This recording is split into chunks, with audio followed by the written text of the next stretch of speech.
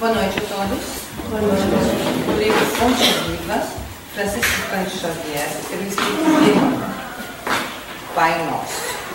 A grandeza da prece dominical nunca será devidamente compreendida por nós que lhe recebemos as lições divinas. Cada palavra, dentro dela, tem a fulguração de sublime luz. De início, o Mestre Divino lança-lhe os fundamentos em Deus, ensinando que o Supremo Doador da vida deve constituir para nós todos o princípio e a finalidade de nossas tarefas. É necessário começar e continuar em Deus, associando nossos impulsos ao plano divino, a fim de que nosso trabalho não se perca no movimento ruinoso ou inútil. O Espírito Universal do Pai há de presidir-nos um mais humilde esforço na ação de pensar e falar, ensinar e fazer. Em seguida, com um simples pronome possessivo, o Mestre exalta a comunidade. Depois de Deus, a humanidade será o tema fundamental de nossas vidas. Compreenderemos as necessidades e as aflições, os males e as lutas de todos os que nos cercam, ou estaremos segregados ao egoísmo primitivista. Todos os triunfos e fracassos que iluminam e obscurecem a terra pertencem-nos de algum modo. Os soluços de um estéril repercutem em um outro. A dor do vizinho é uma advertência para a nossa casa. O erro de um irmão, examinado nos fundamentos, é igualmente nosso, porque somos componentes imperfeitos de uma sociedade menos perfeita, gerando causas perigosas e, por isso, tragédias e falhas dos outros afetam-nos por dentro. Quando entendemos semelhante realidade, o império do eu passa a incorporar-se por célula bendita à vida santificante. Sem amor a Deus e à humanidade, não estamos suficientemente seguros na oração. Pai nosso, disse Jesus para começar, Pai do Universo, nosso mundo. Sem nos associarmos aos propósitos do Pai na pequenina tarefa que nos foi permitida executar, nossa prece será, muitas vezes, simples repetição do eu quero, invariavelmente cheio de desejos, mas quase sempre vazio de sensatez e de amor.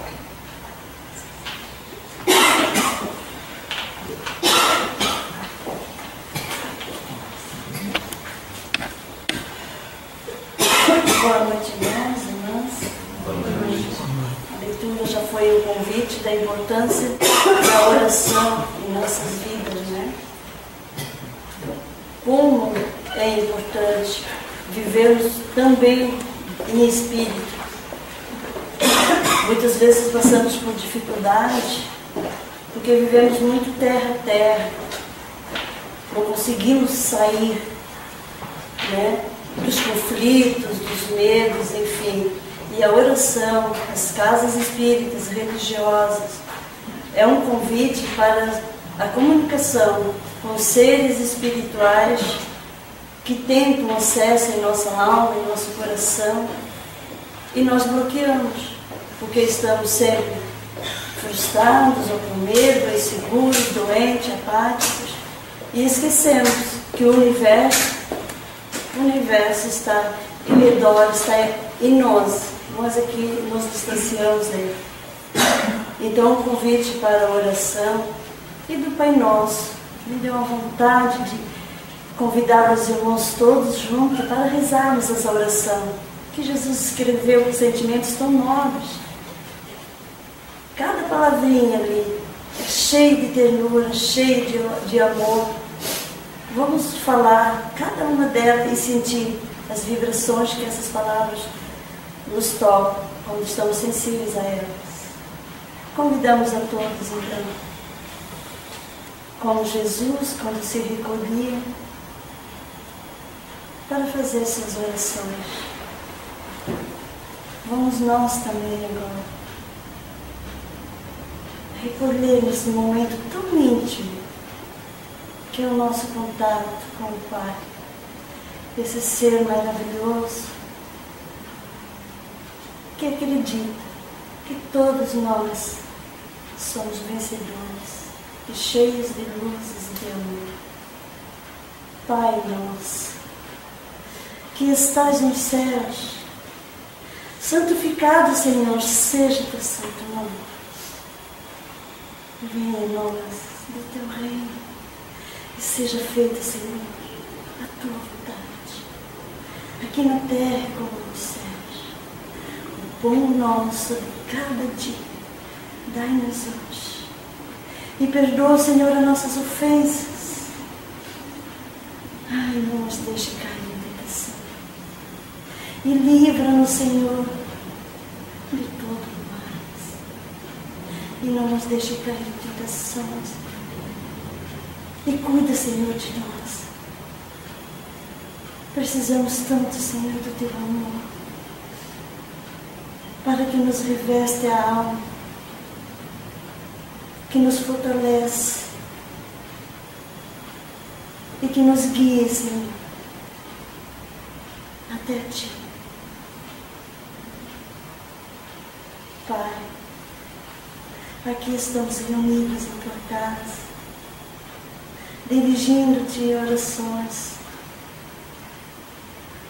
para dizer o quanto te amamos, o quanto, Senhor, te amamos. Muito obrigada.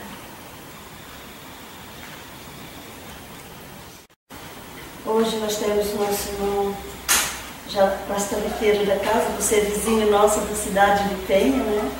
O Wilson, seja bem-vindo. Fala, Senhor.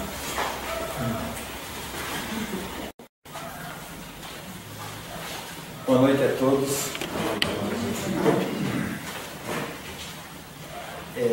Eu sempre digo que eu não sou palestrante. Não sou. Nunca fui. Eu gosto de falar. A gente na frente falar, eu gosto. Mas não sou palestrante. Eu vou falar sobre uma das leis de Deus. São várias leis, inclusive algumas a gente sempre tem que lembrar, que é a lei de sociedade, é a lei de destruição, a lei de guerra, da guerra. A gente pensa, mas isso é lei de Deus? Deus permite, mas cabe ao homem evitar. Sempre. Tem a lei da reprodução, lei do progresso, são 10 as leis, né? Mas eu vou falar especificamente sobre a lei da sociedade. É uma lei divina, uma lei natural, a lei da natureza, instituída por Deus para nós. O homem não pode fugir da lei de sociedade. Não pode. Inclusive eu tenho aqui uma parte do Grupo Espírita Mensageiros, que tem aquele jornalzinho, né? E eu peguei uma parte porque a vida social entre os desencarnados. Tem uma parte aqui do livro do André Luiz, em que ele vai com o Lísias numa apresentação de música. Não sei se todo mundo já leu o Nosso Lar. Se não leu, então tem que ler, né? Tem que ler o Nosso Lar. E então ele fala a respeito de uma apresentação de música na praça, e ele ainda fala para o André Luiz que ele vai lá e ele vai apresentar a noiva. O Lísias vai apresentar a noiva. André Luiz ele diz assim, mas aqui também tem noivado? Ele diz sim. Espíritos afins aqui serão na Terra novamente consorciados. Então é muito interessante a gente pensar nisso. Lá também tem vida social. Como Deus deu a nós o poder, digamos assim, de falar, e aí a gente tem que lembrar que falar é uma coisa tão importante, porque nós podemos até nos reportar a como é que eu vou dizer, um filósofo brasileiro, né? O seu Abelardo Barbosa, mais conhecido como Chacrinha, que ele dizia, quem não comunica, né? Todo mundo lembra da frase. Então, na realidade, nós precisamos conversar, nós precisamos viver em sociedade. A sociabilidade é uma lei instintiva e obedece a um imperativo de progresso. Deus não nos fez perfeitos. Nós não somos perfeitos. Nós fomos criados para sermos perfeitos. Ou seja, para evoluirmos até a perfeição. Nós vamos chegar à perfeição relativa, não à perfeição de Deus. Nós vamos chegar à perfeição relativa. Mas nós estamos aqui para trabalhar, para nos melhorarmos. Para com essa lei de sociedade, essa convivência, nós podemos crescer. Se nós não fizéssemos isso, não trocássemos essas informações, essas lições de cada um, nós fatalmente estaríamos voltando, nós íamos ficar embrutecidos, nós íamos definhar, como se fosse uma planta que definha por falta de água. Assim seríamos nós. Nós temos que nos comunicarmos. É lógico e evidente que nós, para podermos chegar a esse ponto, nós temos o fim supremo da lei de sociedade, é esse congraçamento. E se nós não nos unirmos,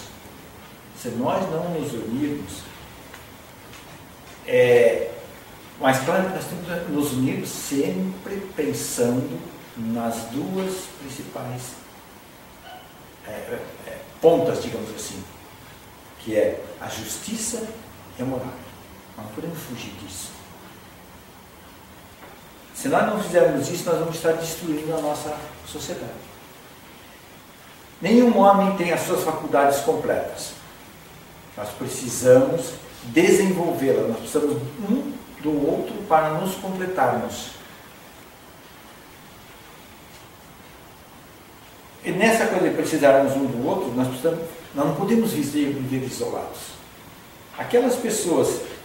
O homem, na realidade, foi criado para ser um ser gregário, ou seja, viver em sociedade. Eu sempre, não comparando-nos aos animais, mas vocês já viram o gado no pasto? É meio estranho, né? Mas vocês já viram que eles não ficam dispersos? Eles ficam sempre próximos. Podem ver, o boi está pastando, mas ele está sempre próximo um do outro. Não está um aqui, um lá. Os carneiros sempre estão juntos. Então, os animais também têm um senso de viver em conjunto. Só que é lógico que para eles, esse conjunto é para se protegerem. É sempre para se protegerem. E nós é para progredirmos. O isolamento a pretexto de viver para Deus não existe. Porque na realidade isso é uma violência contra a lei de Deus. Você se isolar. Você não pode se isolar. A vivência cristã nossa se caracteriza por um clima de convivência, de harmonização. Por que nós estamos aqui reunidos hoje? Por que nós, às vezes, fazendo um parênteses, por que às vezes a gente diz assim, aquela pessoa é surda, muda? Normalmente ela não é muda, ela só é surda. Mas por que ela não fala? Porque ela não aprendeu. Essa é a realidade, ela não aprendeu a falar. Mas Deus deu a todos nós o dom da palavra. Então nós temos que fazer com que essa pessoa aprenda a falar. Não sei se já tiveram a oportunidade de ver programas em que as pessoas são implantadas, sei lá, não sei se é chip, o que é implantado, e a pessoa então escuta pela primeira vez, e ela começa a querer repetir o que ela está escutando. Porque ela nunca tinha tido a oportunidade de escutar uma palavra. Então nós precisamos realmente aprender a falar nessas alturas. Porque o dom da palavra é dado por Deus. Com essa união, com essa vivência cristã, nós vamos cada vez mais nos tornando mais fraternos, ajudando uns aos outros a solucionar seus problemas, a solucionar as suas dificuldades, aprender. Viver em Cristo, eu vou ler isso aqui porque isso é bonito. Viver o Cristo também é conviver com o próximo, aceitando conforme suas imperfeições, sem constituir-lhe fiscal ou tentar mudá-lo. Que muitas vezes a gente acha, não, eu vou ensinar ele, mas ele tem que mudar. Não temos esse direito. E continua. Sem conseguir ficar, sem pretender corrigi-lo. Antes, acompanhando-o com bondade, inspirando o despertamento na mudança de conduta, em proveito próprio. Cada um tem que se mudar para si, não pelo outro. Então não adianta você querer impor, você tem que fazer com que a pessoa se modifique. Como eu disse antes, isolar-se não traz nada. Além de que, com o isolamento, você perde a oportunidade de trabalhar, de você ser uma pessoa boa. Com o trabalho, com a luta constante, é que você vai se melhorar, você vai se tornar mais forte. As pessoas, por que a gente sempre diz assim, o fulano não é um santo, não é um santo porque ele trabalha bastante. Ele está isolado? Não, ele está trabalhando. O homem, como eu já disse, é um ser social. Já dizia Aristóteles, o homem é um animal social. Ele foi criado para viver e para conviver. Não é só para viver, é para conviver com os seus semelhantes.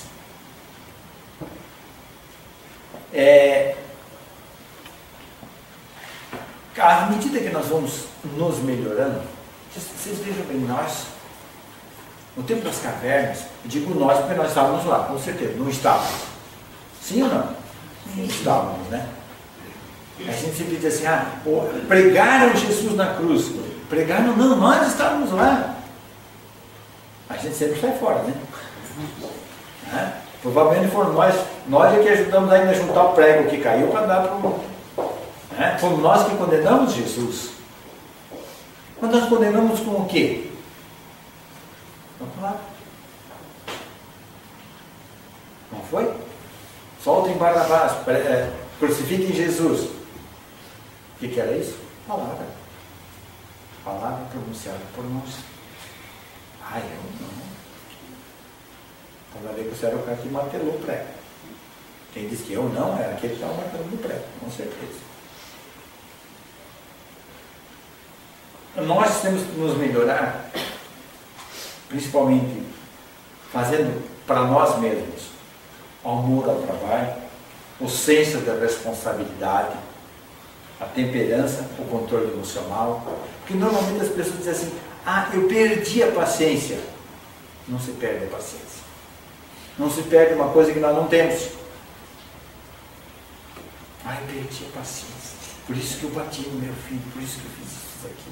Eu perdi a paciência. E nós também temos que nos pensar, parte integrante da sociedade, na cortesia, no desprendimento, na generosidade, na honradez, na lealdade, na tolerância, no espírito público. Ainda quando nós vimos de Penha para cá, eu e minha esposa, nós estávamos conversando de pessoas que dizem que você leva um produto para consertar e dizem que consertam, não consertam. Será que essa pessoa vai ter algum retorno depois? Com certeza não. Porque nós precisamos cumprir todas essas leis, todas essas pequenas coisinhas para nós podermos evoluir. A parte da sociedade, que nós vivemos, nós precisamos lembrar que temos que cumprir com as leis das autoridades. O lar é uma sociedade pequena.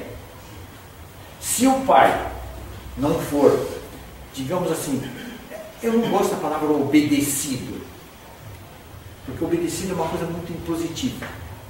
Mas vamos dizer assim, o pai que não for, que as suas instruções, suas ordens, entre aspas, não forem seguidas pela mulher, pelos filhos. Antigamente era, o marido mandava e a mulher obedecia. Eu não sou favorável a isso. Eu acho que os dois têm que mandar igual dentro de casa. Não tem. Eu sou partidário que homem e mulher não hoje somos homem e mulher, amanhã nós podemos ser mulher e homem. Ninguém tem, o espírito não tem sexo, ele pode vir homem ou pode vir mulher. Então agora eu estou homem, eu estou. Né? Então nós precisamos ver isso.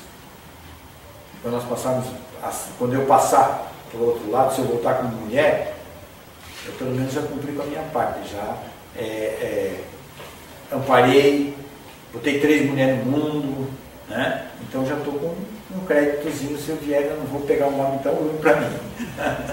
Né? Mas sempre pela palavra.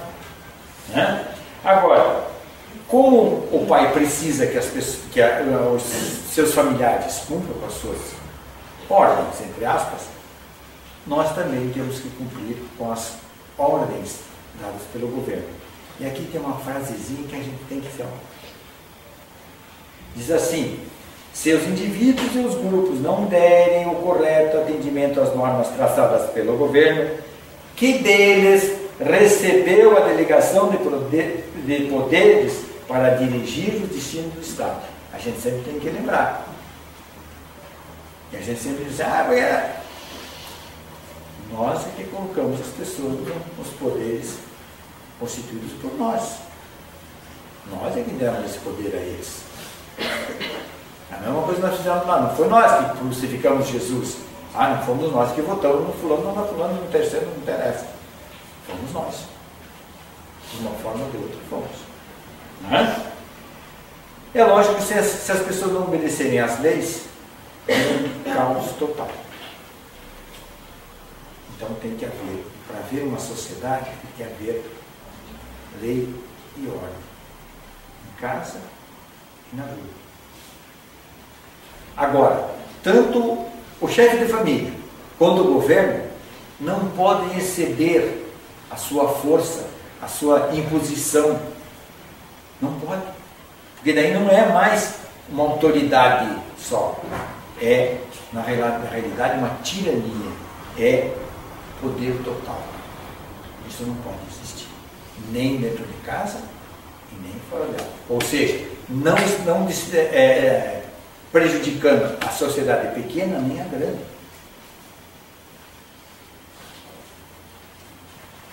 Esses conceitos todos são ampliados também no conjunto de nações. Porque uma nação depende da outra. Nós somos nações interdependentes, ou seja, uma depende da outra. Vocês querem ver? Quantas vezes já escutaram falar de crise financeira na China? Não veio para nós também? Não? A crise financeira não sei aonde. Reflete no Brasil. Ou seja, reflete no mundo.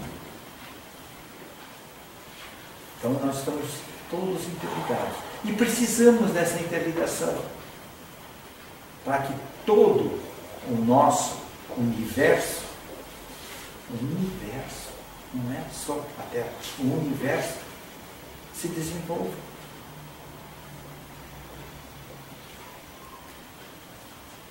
O que nós podemos dizer das pessoas que fogem do mundo, se isolando? Pela doutrina espírita, tal procedimento é uma dose de egoísmo. E não pode agradar a Deus.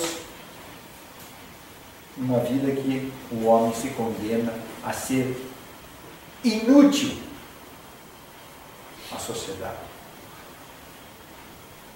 Mas há pessoas que se afastam do convívio geral e vão para um lugar calmo, tranquilo, por força de uma função. Nessa hora eu penso assim, um escritor, uma pessoa que vai escrever um livro, um romance, uma coisa qualquer assim, ele se afasta do rebuliço da cidade, vai para um lugar tranquilo para ele poder pensar. Mas ele não se isolou, ele está isolado. Da mesma forma, a gente tem que lembrar das pessoas que trabalham, que se isolam, mas se isolam para trabalhar pelo bem dos outros. E a gente tem que sempre lembrar das irmãs de caridade. Certo? Elas trabalham isoladas do mundo, mas continuam trabalhando pelo mundo. Eu tive a oportunidade, um ano atrás, de passar uma temporadazinha de repouso no Marieta, e lá são as freiras que trabalham. Tem as enfermeiras e tudo, mas tem as freiras, e elas trabalham. Então elas estão isoladas do convívio do mundo externo, mas lá dentro elas trabalham em prol do próximo. Então isso é benefício para elas também. Agora aquela pessoa que se isola e fica lá, bom, depois vamos voltar para um pedacinho aqui, depois nós vamos chegar lá. Antigamente a gente via muito as pessoas que se isolavam, iam para o deserto, iam para os monastérios, para as clausuras, e lá ficavam.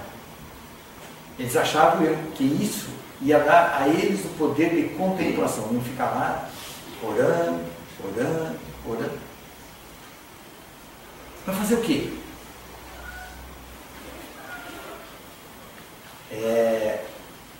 Diz a doutrina espírita que a fé tem que ser raciocinada, tem que ser aplicada, porque a fé sem obra é nula, é zero. Então o que adianta a pessoa ficar lá orando? Eu sempre pergunto, quanto tempo a gente leva concentrado numa oração? Eu já perguntei isso uma vez aqui. Vocês sabem? Vocês lembram? Quem estava? Não a última vez, mas não sabe. Quanto tempo vocês acham? 1 minuto, 2 minutos? 30 segundos. Hã? 30 segundos também. Ela estava na aula. Exatamente. Nós levamos de concentração numa oração 30 segundos. A não ser quando a gente começa a fazer a oração e a gente realmente se entrega. Mas isso nós precisamos treinar muito para chegar a isso. Porque normalmente a gente começa, Pai Nosso, meu Deus, será que aqui é luz? Será que eu tenho de comer para o cachorro? E aí vai. É ou não é? Normalmente a gente faz isso. Quantas vezes já aconteceu com vocês de se sentarem aqui para assistir a palestra, tão concentradinho na palestra? Será que eu fechei o carro? É ou não é? Então a gente não consegue ainda fazer isso. Nós temos que nos trabalhar. Nós temos que burilar isso dentro de nós. Se isso que é uma coisa tão simples, e o resto, que é mais difícil. Não é? O cristianismo possui um extraordinário objetivo de criar uma sociedade equilibrada, para a qual todos os membros sejam solidários. Negar o mundo, no conceito do Evangelho, não significa abandonar o mundo. Não significa.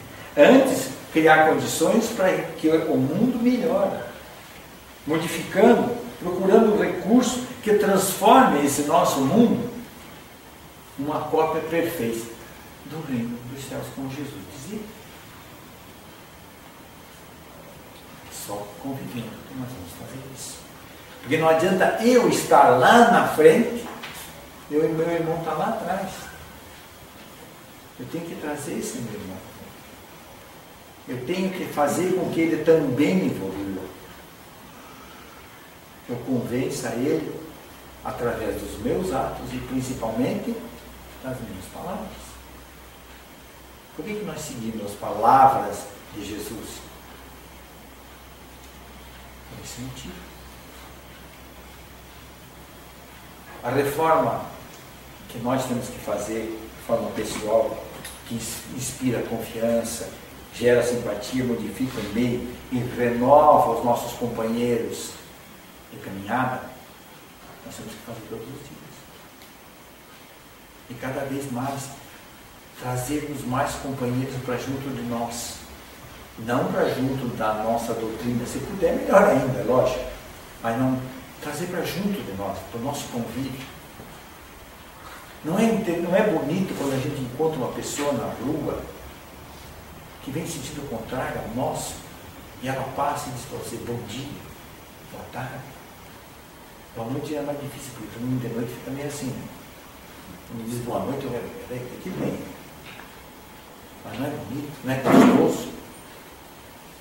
E às vezes você vê a pessoa fazer isso, você responde, depois fica pensando assim, mas eu normalmente não faço isso. Normalmente eu não faço. Aí você fica naquela, preciso fazer mais. E isso que é? Trazer as pessoas para junto de nós. Viver em sociedade. As criaturas que se juntam com um ideal, formam cidades, onde eles procuram eliminar ao máximo a parte ruim do progresso, os crimes, os abandonos, essas coisas todas. É difícil. Nós não vamos conseguir. Eu li uma frase que estava aqui, que falar uma coisa que Jesus tentou e não conseguiu. Quem somos nós para conseguir? Mas nós temos que trabalhar para conseguir. Não podemos abandonar, não conseguir, não deu. Não, temos que continuar. Como eu já disse, o ser humano foi criado com o dom da palavra. O homem, como eu disse, é um ser gregário, um ser que vive em sociedade. Aristóteles, lá na Grécia Antiga, já dizia isso. A vida solitária revela uma condição inconcebível, sem progresso, sem nada. O isolamento não é compatível com o sentimento de fraternidade. Não sendo o homem um ser para viver isolado e foi dotado, não tem a ser dotado pela palavra, mas não tem autoconfiança para viver sozinho, ele não consegue viver sozinho. Ele pode sobreviver, mas não viver. Deolino Amorim diz o seguinte: há necessidade de viverem uns pelos outros e para os outros, tendo como ponto final o bem comum. Isso é muito importante. Viver pelos outros, para os outros. Uma finalidade única. O bem comum, todos. O homem se torna um ser improdutivo e inútil para os seus semelhantes, isto é, não pode agradar a Deus quando ele se isola. A insociabilidade é uma ingratidão nossa para com Deus, que embrutece, enfraquece o homem, como eu já disse, vai fazer com que ele define que nem uma planta por falta d'água. Por isso que nós precisamos desse convívio, para nós continuarmos vivendo e convivendo.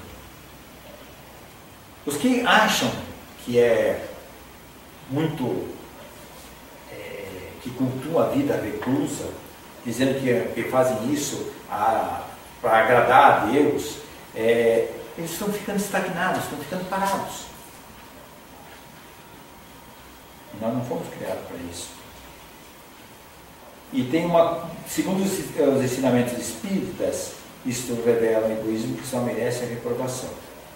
Não há como desenvolver e burilar nossas faculdades intelectuais e morais sem o convívio social. Nessa troca constante de afeições, conhecimentos e experiências, a sorte do nosso espírito seria um embrutecimento total. Se nós não trocarmos experiência, vamos ficar parados. Vamos morrer que é uma planta. A palavra é uma faculdade natural concedida ao homem por Deus para dar a oportunidade de fazer do bem e cumprir a lei do progresso. Se Deus quisesse que nós não falássemos, que nós não projetássemos as nossas ideias através da palavra, as nossas aspirações, Ele não teria dado a palavra para nós. Nós seríamos todos fatalmente mudos. Escutaríamos, mas não falaríamos. E não é assim. Muitas vezes o silêncio é necessário. Quando é que o silêncio é necessário?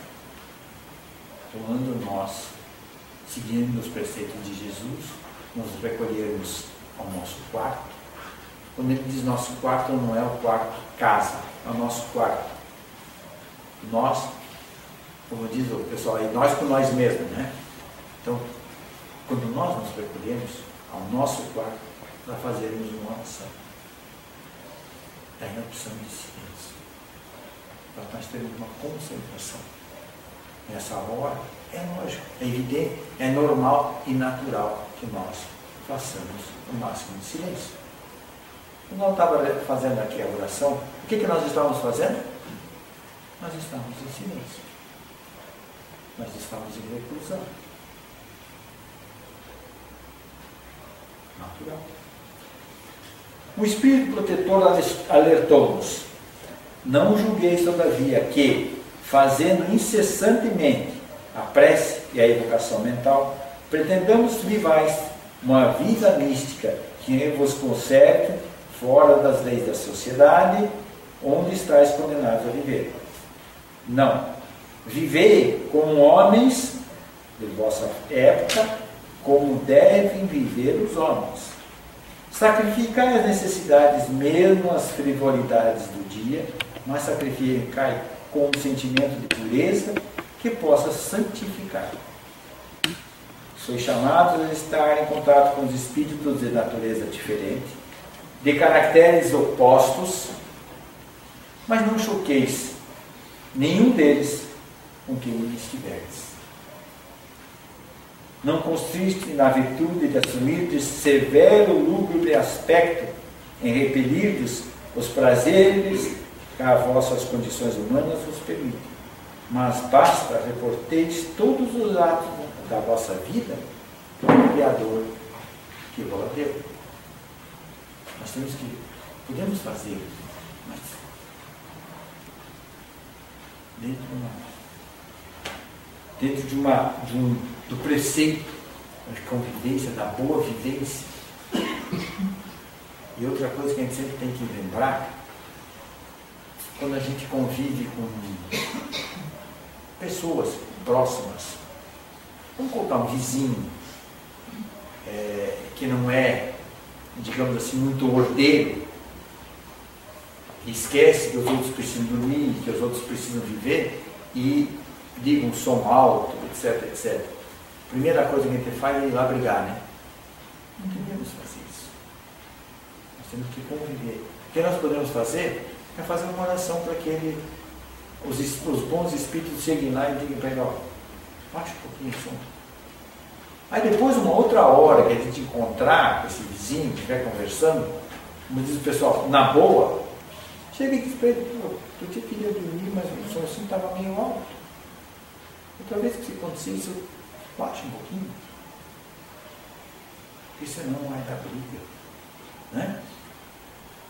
Então não deve fazer isso. Nem quando o cachorro do vizinho está latindo. Não é o cachorro do vizinho. O vizinho não, né? O animal que o vizinho tem. né? Que às vezes a gente faz errada, né? Então é melhor a gente também fazer isso. A família. A família é uma sociedade, como nós já dissemos, uma sociedade onde nós convivemos em conjunto com outros espíritos que nos foram dados para que nós trabalhássemos em conjunto e também que nós trabalhássemos para o conjunto. A família é uma escola de muito abençoada por Deus. Ali é que nós trabalhamos os nossos, como é que eu vou dizer assim, pequenos desacertos ou grandes desacertos. Muitas pessoas dizem que na família é onde está o cadinho. Vocês sabem o que é um cadinho? Cadinho é uma, como é que eu vou dizer, uma tigelinha que se usa em química. É uma coisa pequenininha. Mas eu digo não.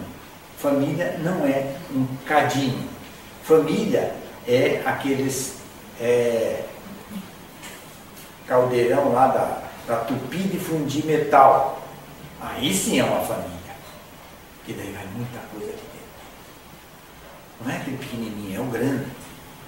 Porque nós somos uma família. Não é a primeira vez que nós estamos juntos.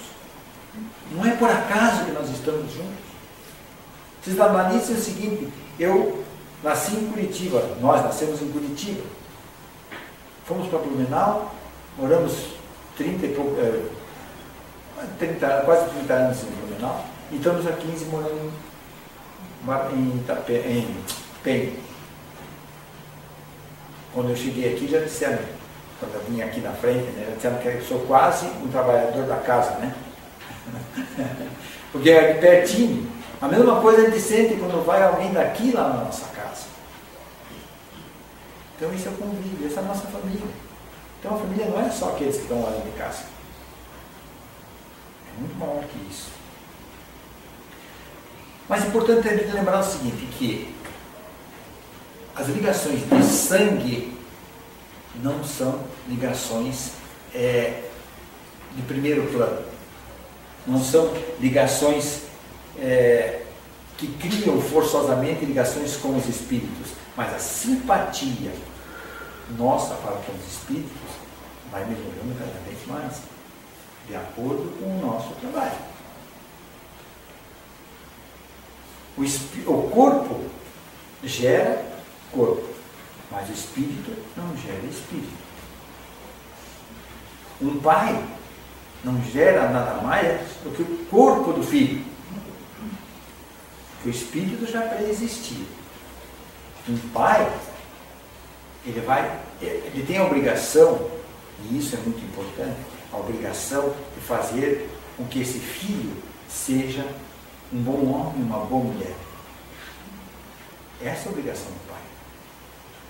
Agora, um pai e uma mãe têm que saber a hora de mandar, no bom sentido, e na hora de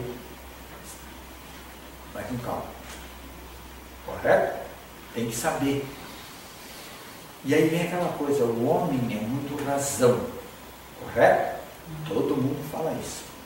Mas, em contrapartida, a mulher é só coração. Por essa razão é que nós temos que vir como homem e como mulher. Para aprender a ter mais razão e ter mais coração. O princípio básico é isso. Nós temos que ter os dois lados para nós conhecermos. Tem gente que diz assim, mas você, às vezes dizem para minha mulher, aí te ajuda em casa?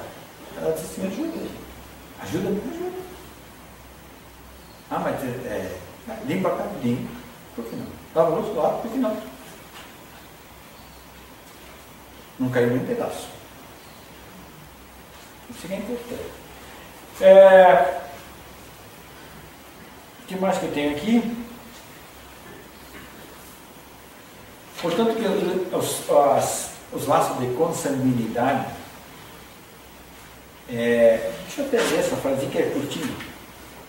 não são os laços de consanguinidade verdadeiros laços de família, e sim a simpatia, a comunhão de ideias que prendem os espíritos antes, vejam bem, antes, durante e depois da reencarnação. Muitas vezes a gente vê em trabalhos mediúnicos mensagens de mães, de filhos, como acontecia com o Chico. Então, na realidade, essa simpatia, como é que eu vou dizer assim, esse acordo, existe do lado lá também. Continuam sendo nossos filhos, nossos pais, nossos tios, nossos avós. Essa é a convivência nossa todos os dias.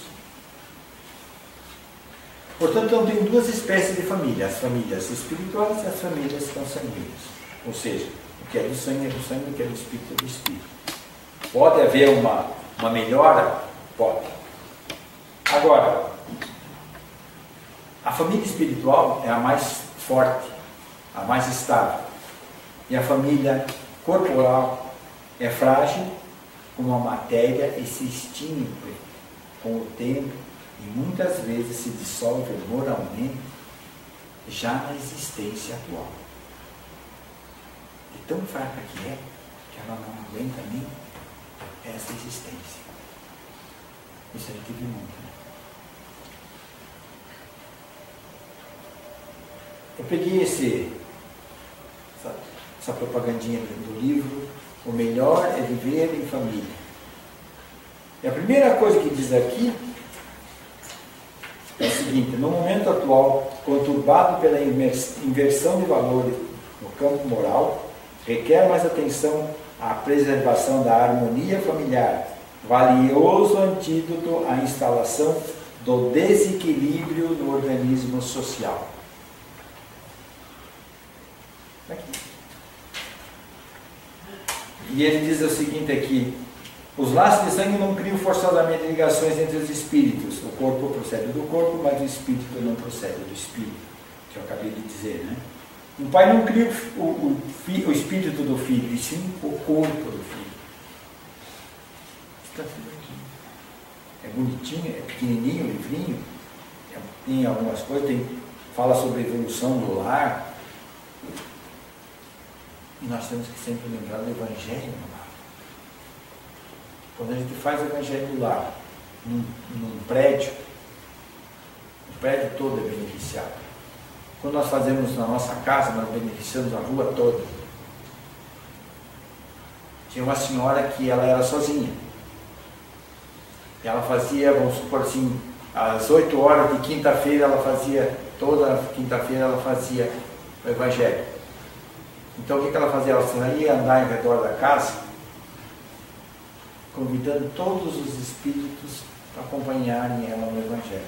Ela saía sozinha andando, volta da casa dela. Olha, hoje à noite, às 8 horas, tem Evangelho. Olha, hoje à noite, às 8 horas, tem Evangelho. Olha, em voz alta.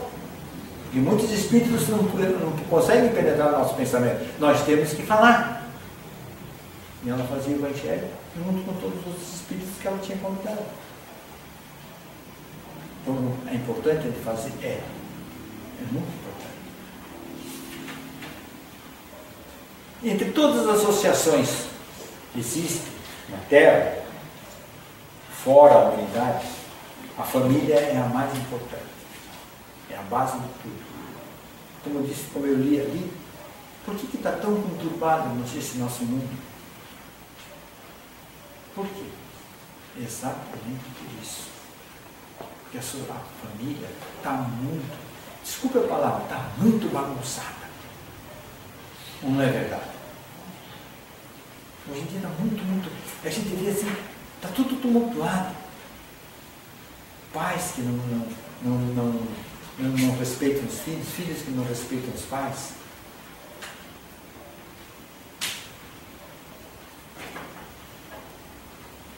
Essas ligações têm que ser respeitadas.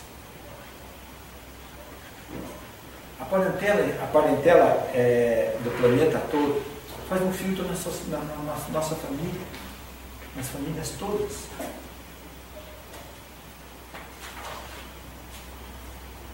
aquilo a gente não pode esquecer é que os pais não podem agredir os filhos, mas a recíproca é verdadeira. Os filhos também não podem fazer isso. E a gente vê muito isso. A gente vê muito, isso é muito feio. Os filhos não pertencem aos pais.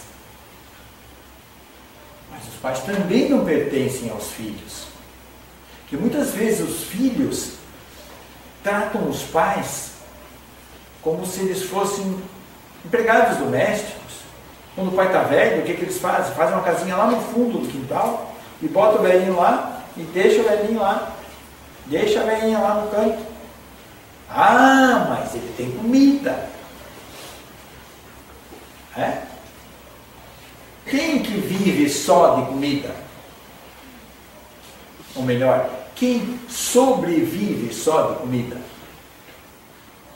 Ah, mas ele tem tudo lá. Tem a casa, tem comida, tem roupa lavada. Quando a gente chega assim já, né? Aos poucos os cabelos ficando branco, né? A gente já começa a pensar. Será que eu vou ficar lá no fundinho do quintal? Né? Então, como é que nós vamos alterar isso? Como é que nós vamos conseguir modificar isso? Dando aos nossos filhos sentido de honra, sentido de amor, enfim, fazendo homens e mulheres de bem. Sabemos que no meu caso são três genros. As filhas podem querer que o pai e que a mãe fiquem perto. Será que os genros vão aceitar?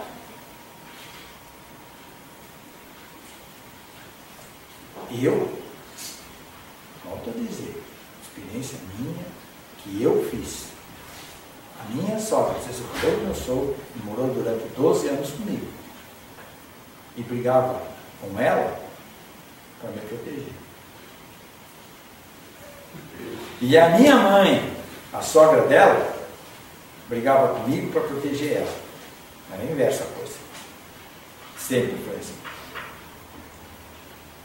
Até hoje a gente sabe que de vez em quando elas estão lá no nosso centro, vão lá visitar a gente, que elas já estão lá do outro lado faz 20 e poucos anos, mas sempre estão lá no centro. De vez em quando uma das pessoas que tem o dom da visão, né? Da visão, né? Ela diz, quem é fulano assim, assim, assim? Ah, daí a gente tem que ver, né? Minha mãe, minha avó, minha sogra. Isso é bom, saber que elas estão lá. É gostoso. Como é que a gente descobre isso? Porque elas vêm falar. Elas vêm falar. É importante a gente saber que eles podem vir falar com a gente.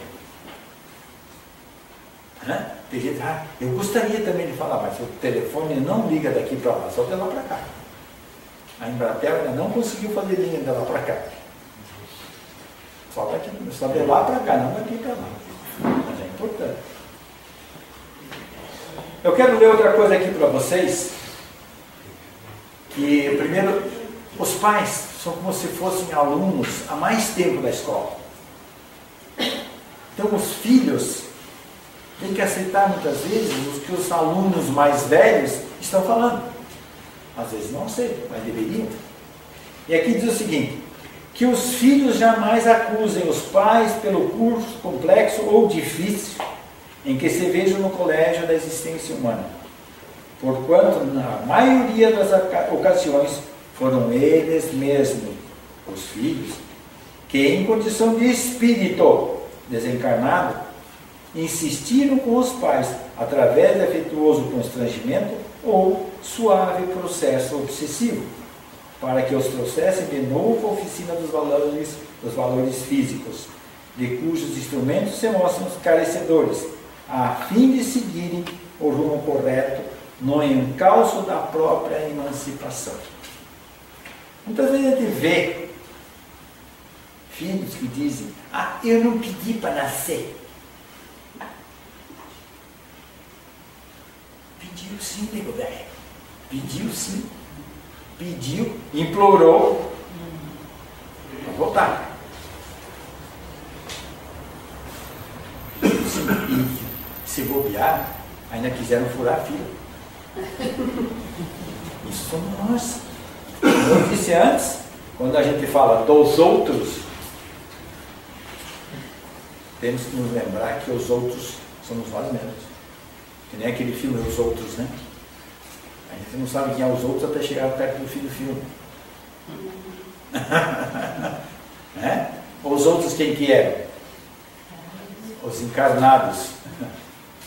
E assim somos nós. Como diz a pergunta 759, né? Os espíritos influenciam. 459. Eu de número, meu computador ali não falha. Ela diz o quê? Os espíritos influenciam as nossas atitudes, as nossas tendências? Sim. Muito mais do que pensares. Na realidade, são eles que vos dirigem. Portanto, vamos cuidar do que a gente faz. A gente pode enganar os encarnados, os espíritos enquanto encarnados.